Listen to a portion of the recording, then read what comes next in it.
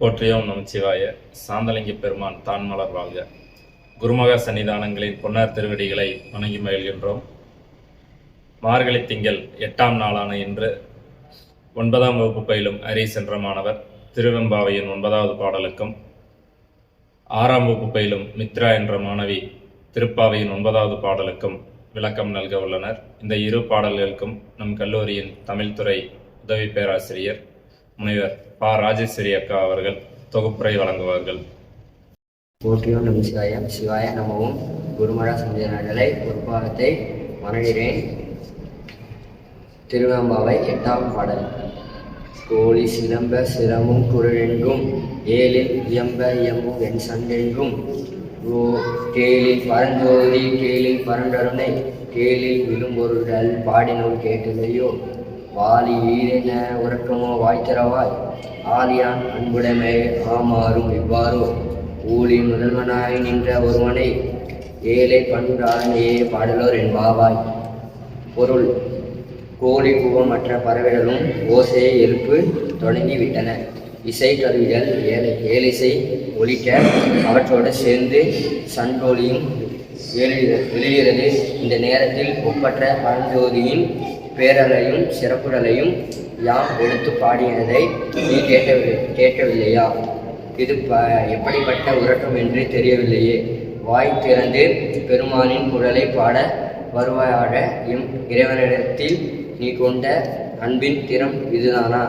ஊழிடாலத்திலும் அழியாத நிற்கும் தலைவனை உமையொரு பாடனை பாடுவாயாடும். நன்றி, வணக்கம். போற்றுவோம் நமசிவாய. திருக்கைலாய பரம்பரை மெய்கண்ட சந்தானம் திரு பேரூர் ஆழ்தினம் 25ஆம் வருடம் குருமகா சன்னிதானங்களில் பொன்னார் திருவடியை வணங்கி என் உரையை தொடங்கின்றேன். இன்று மார்கழி 8ஆவது நாள். திருப்பாவை 8வது பாடல். கீழ்வானும் வெள்ளென்று எருமை சிறுநீரு மேய்வான் பரதனை காண்பிக்குள்ள பிள்ளைகளும் போவான் போகின்றாரை போகாமல் காத்துன்னை கூவுவான் வந்து நின்றோம் கோது களமுடைய பாவாய் எழுந்திரையாய் பாடி பறை கொன்று மாவாய் பிளந்தானை மல்லரை மாற்றிய தேவாதி தேவனை சென்று நாம் செவித்தால் ஆவாவென்று ஆராய்ந்து அருளலோர் என்பவாய்.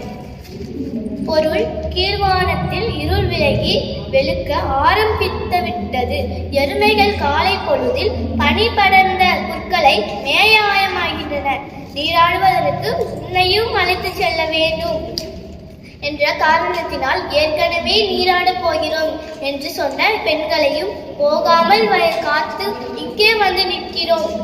கண்ணனால் புகழ்படும் பெருமையை உடைய பெண்ணே கேசி என்ற குதிரை வடிவில் வந்து அரக்கனின் வாயை பிளந்தவரும் கம்சனால் ஏவப்பட்ட மல்லர்களை அழித்தவரும் தேவாதி தேவனும் ஆகிய திருமாலை நாம் பாடி சென்று செவித்தால் ஆஹா என்று மகிழ்ச்சியோடு அவன் நமக்கு அருள் செய்வான். நன்றி.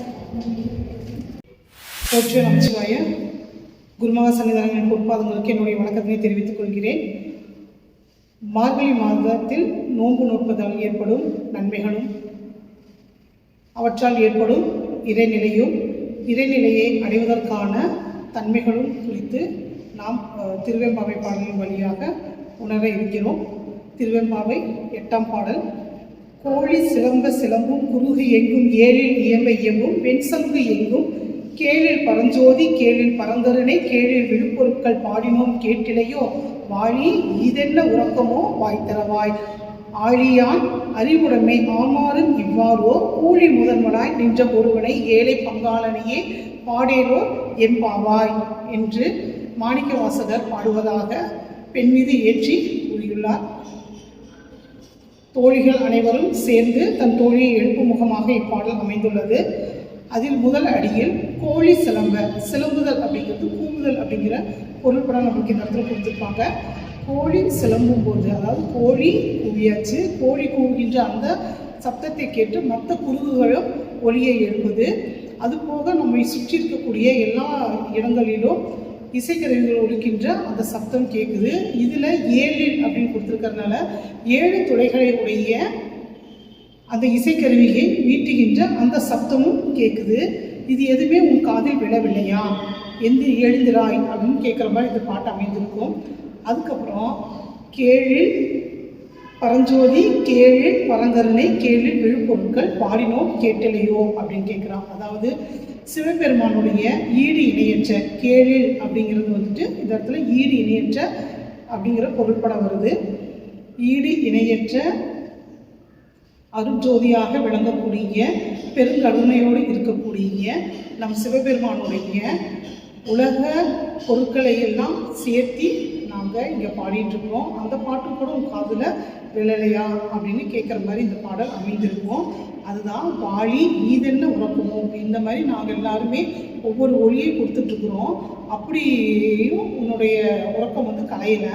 அது போக சிவபெருமானுடைய எல்லா நிலைகளையும் வச்சு நாங்கள் பாடிட்டோம்.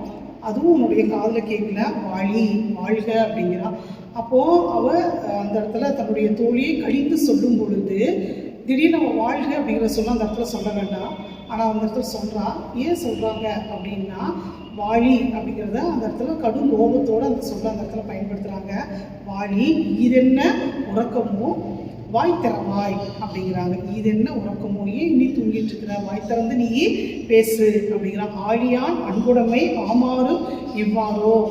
அப்போது திருமால் வந்து ஈசன் மீது எவ்வாறு பற்று வைத்திருக்காரோ, எவ்வாறு பக்தி வைத்திருக்காரோ, அதே மாதிரி தான் என்னுடைய பக்தியும் அப்படின்னு நீ அடிக்கடி சொல்வியே, அதுதான் உன் பக்தியா?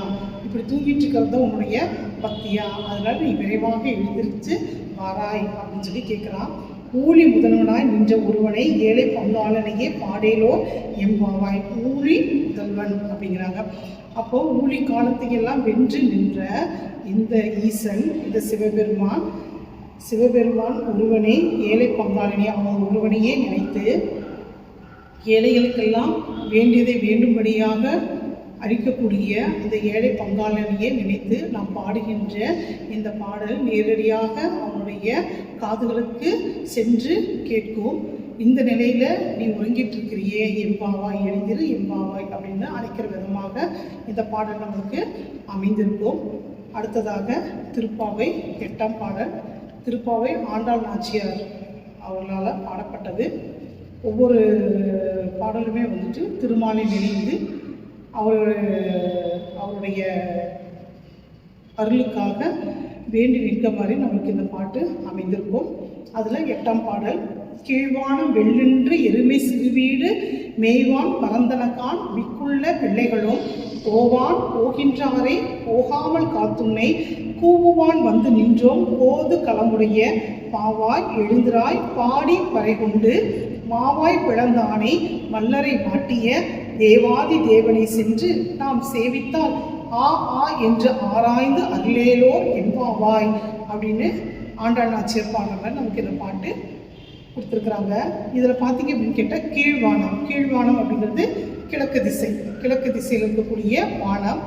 ஏன் கிழக்கு திசை சொல்கிறாங்க அப்படின்னு சொல்லி சொன்னால், சூரியன் உதிக்கும் இல்லையா, சூரியன் உதிக்கும் பொழுது அந்த கிழக்கு திசை என்ன ஆகுது அப்படின்னு கேட்டால் வெள்ளை நிறமாக மாறப்போகுது. இதை உணர்ந்த அந்த எருமைகள் எல்லாம் தன்னுடைய சிறு வீடுகளை கடந்து எங்கே போகுது அப்படின்னு சொல்லி கேட்டால் புல் மேய்வதற்காக தரையை நோக்கி போகுது. மேய்வான் பரந்தன கான், எருமை சிறு வீடு மேய்வான் பரந்தன கான் மிக்குள்ள பிள்ளைகளும், மீதி இருக்கிற பிள்ளைகள். இந்த இடத்துல மீதி இருக்கிற பிள்ளைகள்னு யாரை சொல்கிறோன்னா தன்னுடைய தோழிகளை அவன் சொல்கிறான். மிக்குள்ள பிள்ளைகளும் போவான் போகின்றாரே. அப்போ அவங்களும் என்ன பண்ணுறாங்கன்னா, எங்களுக்கும் நீராடுறதுக்கு நேரம் ஆச்சு, நாங்களும் போகிறோம் அப்படின்னு சொல்லிட்டு அவங்களுடைய தோழிகளெல்லாம் போகிறாங்களாம்மா. அப்படி போகிறவங்கள போகிறாங்க, போகின்றவரை போகாமல் கடந்து அவங்களெல்லாம் போக வேண்டாம் அப்படின்னு சொல்லி நான் இங்கே நிறுத்தியிருக்கேன்.